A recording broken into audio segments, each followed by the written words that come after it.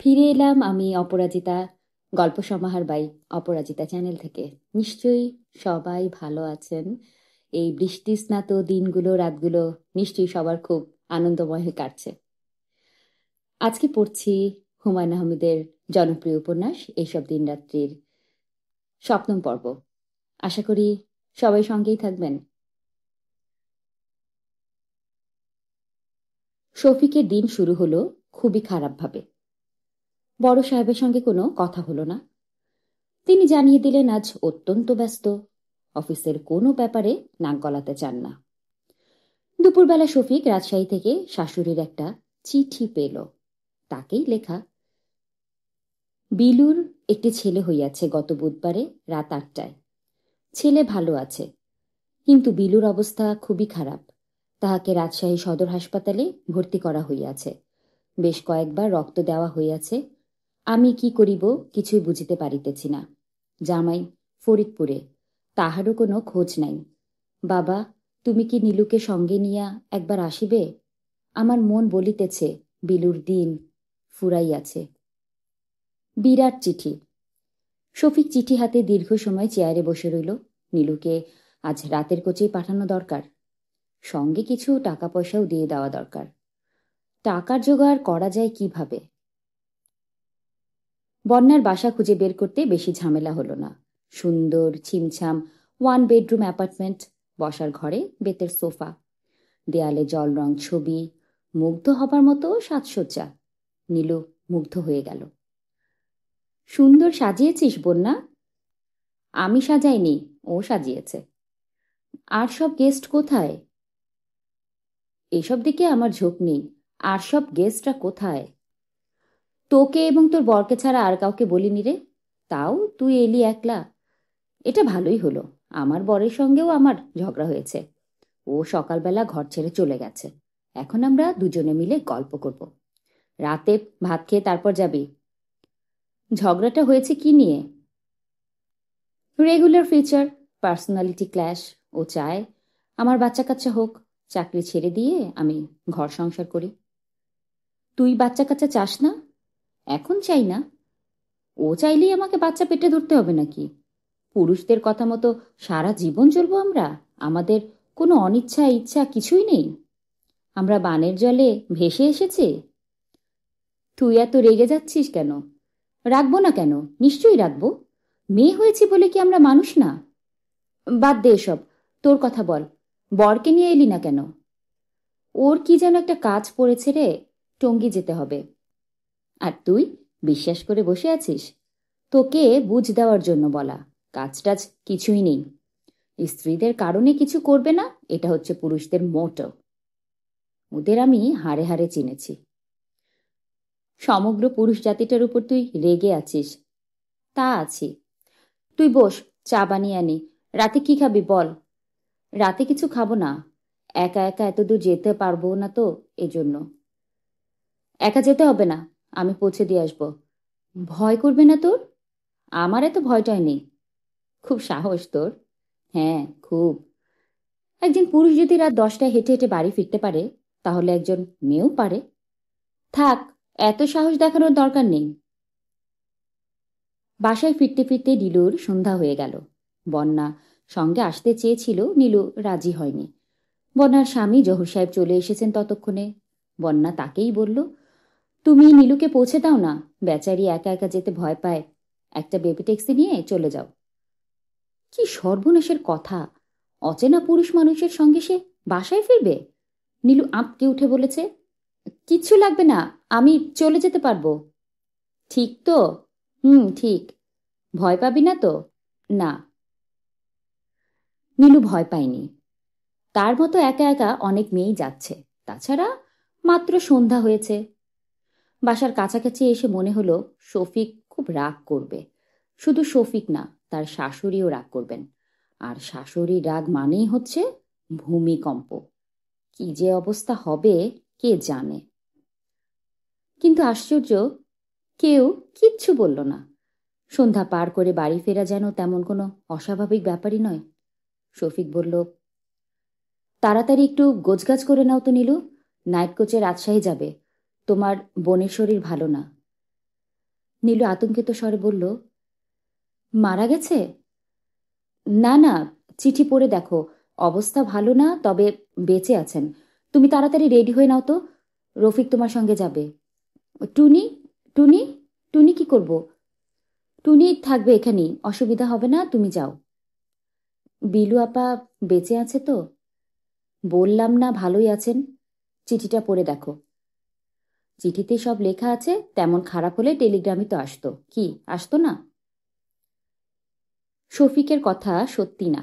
বিকাল 5টায় বিলুর মৃত্যু সংবাদ নিয়ে টেলিগ্রাম এসেছে।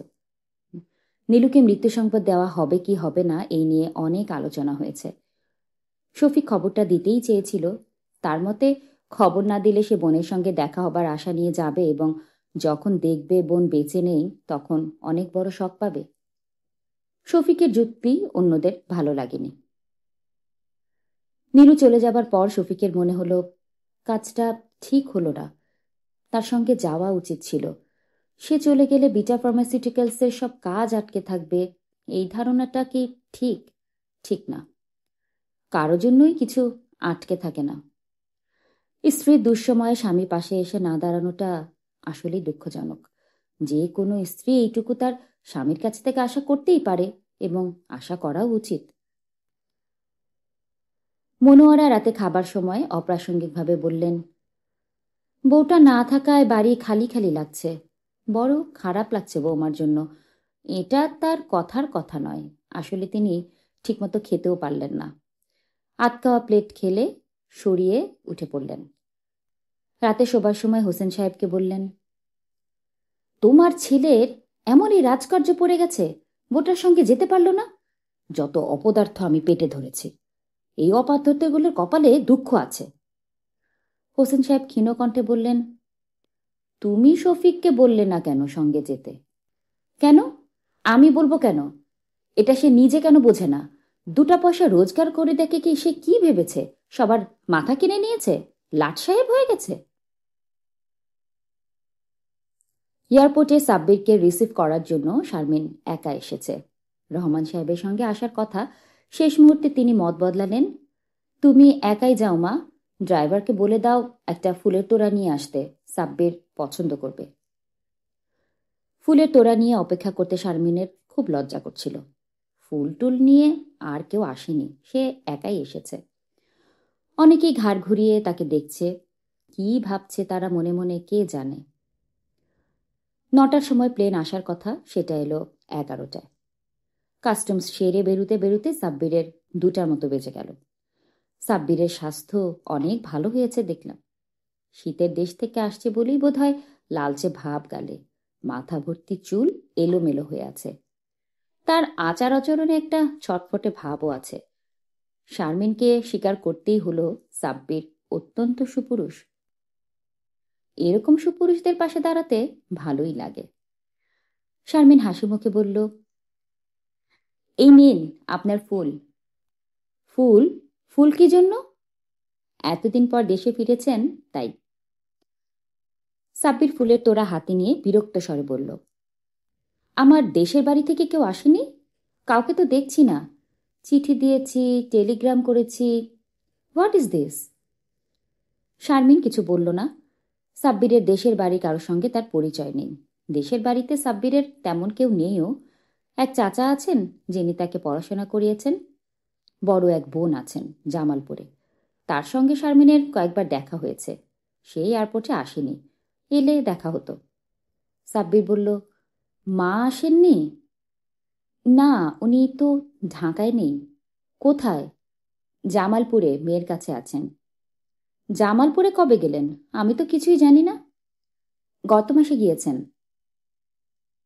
সাব্বির অত্যন্ত বিরক্ত হলো, মাথা ঝাঁকিয়ে বলল, তুমি দাঁড়াও তো এখানে, আমি খুঁজে দেখি, আছে হয়তো কেউ। এতদিন পর আসছি, কেউ আসবে না? সাব্বির খুঁজতে গিয়ে 8 ঘন্টার মতো দেরি করল। ফিরে এলো মুখ কালো করে, কোথাও কাউকে পাওয়া গেল না। শারমিন বলল, চলুন যাওয়া যাক। কোথায় যাব? আমাদের বাসায়, আর কোথায়? না, প্রথম যাব জিকাতলা, মা কোথায় আছেন খোঁজ নিয়ে আসি। সাব্বিরের মাকে পাওয়া গেল না। তার ছোট মামার কাছে জানা গেল তিনি জামালপুরে। ছোট মামা সাব্বিরের প্রসঙ্গে কোনো রকম উচ্ছ্বাস প্রকাশ করলেন না। সাব্বির বলল, আমি আসব আপনি জানতেন না? জানতাম। আমি তো আশা করেছিলাম এয়ারপোর্টে আপনাকে দেখব। ছোট মামা মুখ কালো করে বললেন, নিজের যন্ত্রণায় অস্থির, ছোট মেয়ের ডায়রিয়া, মহাখালী নিয়ে গিয়েছিলাম। তুই হাত মুখ ধুয়ে চাটা খা। সাব্বির সেসব কিছুই করল না, বিরক্ত মুখে বের হয়ে এলো। শারমিন বলল, এবার কি যাবেন আমার সঙ্গে? যাব। তোমাদের ওখানে চা খেয়ে রওনা হব জামালপুর। জামালপুর যাবার সবচেয়ে ভালো বুদ্ধি কি? ট্রেনে করে যেতে পারেন। বাই রোডে যেতে চাইলে আমাদের একটা গাড়ি নিয়ে রওনা হতে পারেন। আজই যেতে হবে? আজই। আপনি এমন ছটফট করছেন কেন? কিছু ভালো লাগছে না। কেন? জানি না কেন। শারমিন খানিকক্ষণ চুপ থেকে বলল, বাংলাদেশ কেমন লাগছে? বাংলাদেশ দেখলাম কোথায়? রাস্তাঘাট তো দেখছেন, কত বড় বড় রাস্তা হয়েছে দেখেছেন? সাব্বির তার জবাব না দিয়ে মুখ গোমড়া করে বসে রইল। শারমিন বলল, আপনার শরীর ভালো তো? হ্যাঁ, ভালোই। কতদিন থাকবেন? বেশি দিন না, 1 সপ্তাহ। হঠাৎ এমন হুট করে চলে এলেন যে? আপনার তো কথা ছিল আগস্ট মাসে আসার। এখানে কি যেন একটা ঝামেলা হচ্ছে, সেটা জানার জন্য এসেছি। কি ঝামেলা? সাব্বির বিরক্ত স্বরে বলল, $200 করে মাকে প্রতি মাসে পাঠাই। তার একার জন্য যথেষ্ট টাকা। কিন্তু তারপরেও গত মাসে একটা চিঠি পেলাম, যার থেকে ধারণা হয় যে তার টাকা পয়সার খুব টানাটানি। এর মানে কি? টাকাগুলি যাচ্ছে কোথায়? এটা জানার জন্য একেবারে আমেরিকা থেকে চলে এলেন? শুধু এটা না, মার শরীর খারাপ, মনে হয় ঠিকমতো চিকিৎসাও হচ্ছে না, সেটাও দেখব। রহমান সাহেব সাব্বিরকে জড়িয়ে ধরলেন। তাকে তিনি অত্যন্ত পছন্দ করেন। প্রথম যেদিন দেখেছিলেন সেদিনই তাকে ভালো লেগেছিল। সেই ভালো লাগা পরবর্তী 7 বছরে ক্রমেই বেড়েছে। তাদের প্রথম পরিচয় পর্বটি বেশ নাটকীয়। রহমান সাহেব সবে অফিসে এসে বসেছেন। তার সেক্রেটারি বলল, একটি ছেলে তার সঙ্গে দেখা করবার জন্য ঘণ্টাখানিক ধরে বসে আছে। কি চায়? আমাকে বলছে না। রহমান সাহেব ছেলেটিকে আসতে বললেন। নিশ্চয়ই চাকরি প্রার্থী, প্রতিদিনই বেশ কিছু এ ধরনের পরিস্থিতির মোকাবেলা করতে হয়। অত্যন্ত সুদর্শন একটি ছেলে ঢুকল এবং সে কোনো রকম ভনিতা না করে বলল, আমার নাম সাব্বির আহমেদ। আমি এবছর ঢাকা বিশ্ববিদ্যালয় থেকে স্ট্যাটিস্টিক্সে MASc পাশ করেছি। আপনি কি দয়া করে আমার মার্কশিটটা দেখবেন? কোন চাকরির ব্যাপার? জি না, কোনো চাকরির ব্যাপার নয়। ব্যাপারটা কি? আপনি আগে দেখুন, তারপর বলবো। রহমান সাহেব দেখলেন, অনার্স এবং MSc দুটিতেই প্রথম শ্রেণী। আপনার তো চাকরি পাওয়ার ব্যাপারে কোনো অসুবিধা হবার কথা নয়। না, আমার কোনো অসুবিধে নেই। আমি অন্য ব্যাপারে এসেছি। বলুন, শুনি। আমি আমেরিকান একটা ইউনিভার্সিটি, স্টেট ইউনিভার্সিটি অব আইওয়াতে টিচিং অ্যাসিস্ট্যান্টশিপ পেয়েছি। সেখানে আন্ডার গ্র্যাজুয়েট ক্লাসে পড়াবো, সেই টাকায় PhD করাবো। কিন্তু মুশকিল হচ্ছে আমি অত্যন্ত দরিদ্র, আমার আত্মীয় স্বজনরাও দরিদ্র। আমেরিকা যাবার জন্য আমার 30,000 টাকার মতো দরকার। আপনি চাচ্ছেন এই টাকাটা আমি আপনাকে দিয়ে সাহায্য করি? ধার হিসেবে চাচ্ছি। এত লোক থাকতে আমার কাছে এসেছেন কেন? শুধু আপনার কাছে নয়, আরো অনেকের কাছেই গিয়েছি। আমি 21 জন ইন্ডাস্ট্রিয়ালিস্টের একটা লিস্ট করেছি। ঠিক করেছি এদের সবার কাছেই যাব। লিস্টটা দেখতে পারি? নিশ্চয়ই পারেন। সাব্বির লিস্ট বের করে দিল। আইওয়া স্টেট ইউনিভার্সিটির চিঠিটির সঙ্গে আছে? এনেছেন? হ্যাঁ, আছে, রেজিস্ট্রারের চিঠি। রহমান সাহেব চিঠিটা মন দিয়ে পড়লেন। শান্ত স্বরে বললেন, ওরা I-20 পাঠিয়েছে? জি, পাঠিয়েছে। ভিসা হয়েছে? হ্যাঁ, হয়েছে। পাসপোর্টটা দেখাতে পারেন? পারি। সাব্বির পাসপোর্ট বের করল। Multiple entry visa. রহমান সাহেব গম্ভীর হয়ে বললেন, টিকিটের টাকা জোগাড় না করেই ভিসা করেছেন? হ্যাঁ, করেছি, কারণ টাকার ব্যবস্থা হবেই। রহমান সাহেব শান্ত স্বরে বললেন, ক্যাশ দেব না চেক কেটে দেব? ক্যাশ হলে ভালো হয়। তিনি ক্যাশিয়ারকে ৪৫,০০০ টাকার ব্যবস্থা করতে বললেন। সাব্বির বিন্দুমাত্র উচ্ছ্বাস দেখালো না, যেন এটা তার প্রাপ্য। রহমান সাহেব তাকে বাড়তি কোনো ফেভার করছেন না। আমেরিকা যাবার আগে সে দেখা করতে পর্যন্ত এলো না। ৬ মাস পর US ডলারে সাব্বির টাকাটা শোধ করল, সেই সঙ্গে চমৎকার একটি চিঠিও লিখল। শ্রদ্ধাস্পদেশু, বড়লোকদের প্রতি আমার এক ধরনের ঘৃণা আছে। সারা জীবন অত্যন্ত দরিদ্র ছিলাম বলেই হয়তো এখন বুঝতে পারছি ধনী সম্প্রদায়ের মধ্যেও ভালো মানুষ আছেন। আপনার অনুগ্রহের কথা আমি মনে রাখব। টাকাটা পাঠানোর আগে আমি আপনাকে লিখিনি, কারণ আমি এক ধরনের হীনমন্যতায় ভুগছিলাম। আশা করি আপনি আমার মনের অবস্থা বুঝতে পারছেন। বিনীত, সাব্বির। ২ বছরের মাথায় সাব্বির দেশে এলো। রহমান সাহেবের জন্য প্রচুর উপহার নিয়ে এলো। সাব্বিরের আত্মীয় স্বজনদের সঙ্গে যোগাযোগ হলো তখন। পিএইচডি শেষ করে আবার সে দেশে এলো। শারমিনের সঙ্গে বিয়ের কথাবার্তা হলো সেই সময়। শারমিন তখন মাত্র কলেজে সেকেন্ড ইয়ারে উঠেছে। দুপুরের খাওয়া সারতে সারতে ২টা বেজে গেল। খাবার টেবিলে সাব্বির খুব গম্ভীর হয়ে রইল। রহমান সাহেব বললেন, তোমার ভবিষ্যৎ পরিকল্পনা কি? কোন পরিকল্পনার কথা বলছেন? আমেরিকাতেই থাকবে না দেশে আসবে? দেশে আসবো। আমেরিকায় থাকবো কেন? পোস্টডক শেষ করেই ফিরব। এখানকার ইউনিভার্সিটিতে সহজেই আমার চাকরি হবার কথা। না, অনেকেই তো ফিরতে চায় না। আমি চাই। বিদেশের জন্য আমার কোনো মোহ নেই। শারমিন বলল, আপনি এত তাড়াহুড়ো করছেন কেন? আস্তে আস্তে খান। দেরি হয়ে যাচ্ছে, জামালপুর যেতে হবে তো। আজ না গেলে হয় না? আমার হাতে সময় বেশি নেই, আজই যাব। বাসে করে চলে যাব। রহমান সাহেব বললেন, বাসে যেতে হবে না, ড্রাইভারকে বলে দিচ্ছি, ও তোমাকে নিয়ে যাবে। ৩টা সাড়ে ৩টার দিকে রওনা হলেই হবে। তুমি কিছুক্ষণ বিশ্রাম করো। সাব্বিরকে বিশ্রামের ব্যাপারে খুব একটা আগ্রহী বলে মনে হলো না, যেন এই মুহূর্তে তার রওনা হওয়া দরকার। শারমিন বলল, আপনি কি সবসময় এমন ছটফট করেন? তা করি। এরকম ভাব করছেন যেন ২ মিনিটের মধ্যে আপনার গাড়ি ছেড়ে দিচ্ছে। আপনি আরাম করে বসুন তো, আমি চা এনে দিচ্ছি। শান্ত হয়ে চা খান। চা আনো, আমি বসছি শান্ত হয়ে। আর শোনেন সাব্বির ভাই, আপনি তো গাড়ি চালাতে জানেন। জানি। কেন? আপনি আবার বাহাদুরি করে গাড়ি চালাতে যাবেন না। যা ছটফটে স্বভাব আপনার, অ্যাক্সিডেন্ট করবেন। সাব্বির হেসে ফেলল এবং পরক্ষণেই গম্ভীর হয়ে বলল, শারমিন, তুমিও চলো না আমার সঙ্গে, মা খুব খুশি হবে। শারমিন হকচকিয়ে গেল। গাড়ি যখন যাচ্ছে তখন তো অসুবিধা হবার কথা নয়। না না, আমি এখন যাব না। কেন, অসুবিধাটা কি? শারমিন কি বলবে ভেবে পেল না। সাব্বির বলল, গল্প করতে করতে যাব, তোমার ভালোই লাগবে। চট করে রেডি হওয়া যাবে না, তৈরি হইতেও তো সময় লাগবে। বেশ তো, না হয় কাল সকালে যাই, তৈরি হবার সময় তো পাবে। পাবে না? শারমিন বিব্রত স্বরে বলল, আমি এখন যাব না সাব্বির ভাই। কেন? আমার যেতে ইচ্ছে করছে না। সাব্বিরকে দেখে মনে হলো তার আশা ভঙ্গ হয়েছে, যেন সে ধরেই নিয়েছিল শারমিন যাবে। বিকেলে শারমিনের নিজেরও কেমন যেন নিঃসঙ্গ লাগতে লাগলো। মনে হলো গেলেই হতো। যার সঙ্গে সারা জীবন কাটানো হবে তার সঙ্গে বিয়ের আগে কিছু সময় কাটানোয় এমন কোনো মহাভারত অশুদ্ধ হতো না। নাকি হতো? শারমিন বাগানে বেড়াতে গেল। মাটি বড়ই গাছের নিচে গা এলিয়ে শুয়ে আছে, সারা গা কাদায় মাখামাখি। এই মাটি, তোমার এ কি অবস্থা? মাটি শুয়েই রইল, ছুটে এলো না।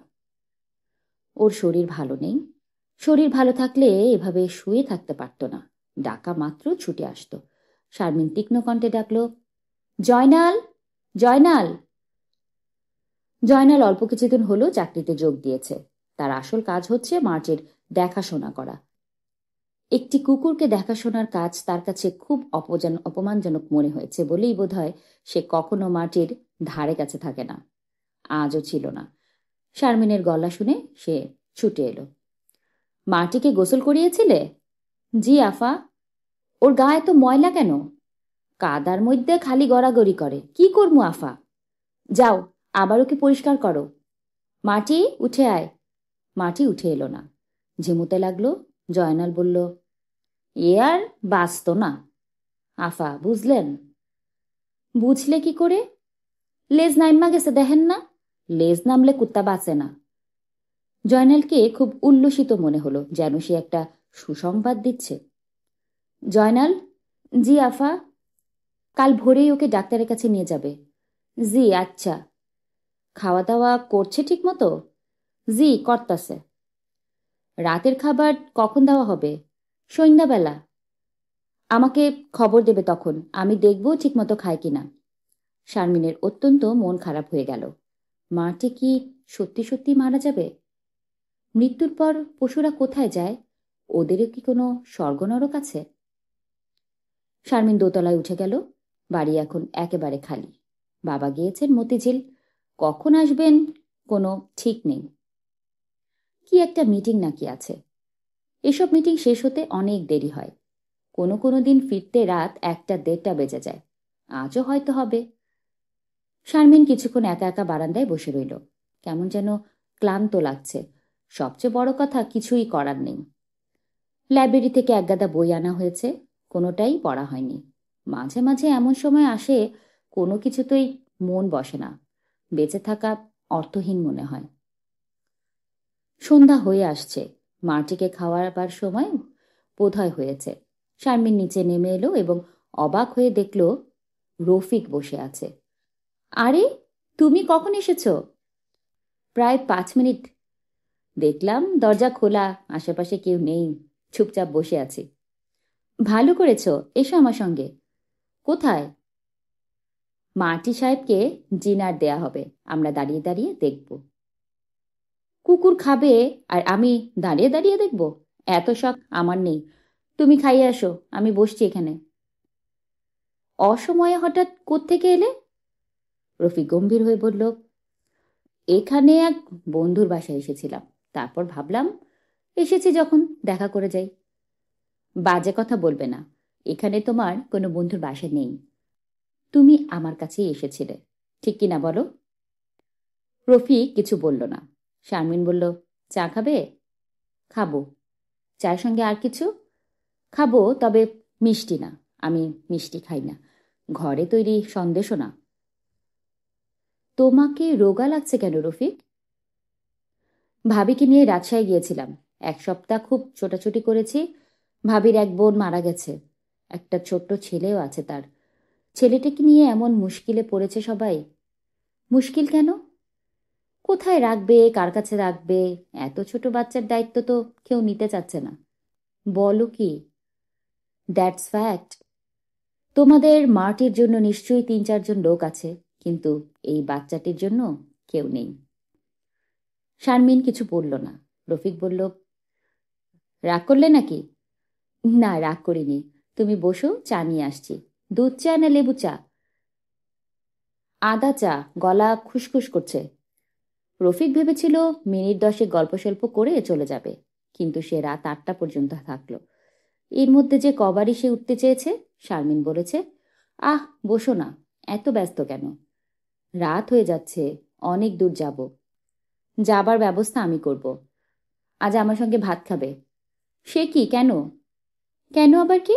খেতে বলেছি তাই খাবে। তোমাদের রান্না কি? জানি না কি।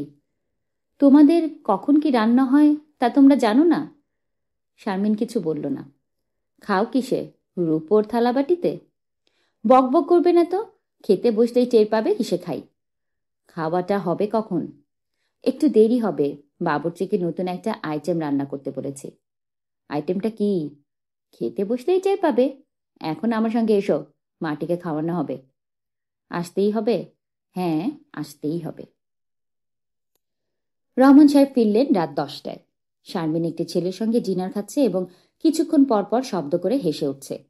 এই দৃশ্যটি তিনি অবাক হয়ে দেখলেন। শারমিন বাবাকে দেখতে পায়নি। রহমান সাহেব নিঃশব্দে উঠে গেলেন। তার কপালে সূক্ষ্ম কিছু ভাঁজ পড়ল। মনোয়ারার গাল ফুলে একটা বিশ্রী কাণ্ড হয়েছে। সারাদিন কিছুই মুখে দেননি, ব্যথায় ছটফট করছেন। ব্যথা কমানোর জন্য ওষুধ কাজ করছে বলে মনে হচ্ছে না। সবচেয়ে মুশকিল হয়েছে হোসেন সাহেবের। তাকে দেখা মাত্র মনোয়ারার রাগ চড়ে যাচ্ছে, যা মনে আসছে তাই বলছেন। হোসেন সাহেব অনেকক্ষণ সহ্য করলেন, কিন্তু একসময় স্বাভাবিক নিয়মেই তার ধৈর্যচ্যুতি হলো। তিনি থমথমে মুখে বললেন, আমার উপর রাগ করছো কেন? তোমার দাঁত ব্যথা তো আমি তৈরি করিনি, সেরকম কোনো ইচ্ছাও তো আমার নেই। মনোয়ারা চোখ মুখ কুঁচকে বললেন, আমার সামনে থেকে যাও তো, শুধু শুধু ভ্যাজ ভ্যাজ করবে না। যাবোটা কোথায়? যেখানে ইচ্ছা যাও, শুধু চোখের সামনে থাকবে না। I see. কি দাঁড়িয়ে আছো কেন? যাচ্ছি। শেষে আফসোস করবে কিন্তু, বলে দিলাম। হোসেন সাহেব কিছুক্ষণ গুম হয়ে রইলেন।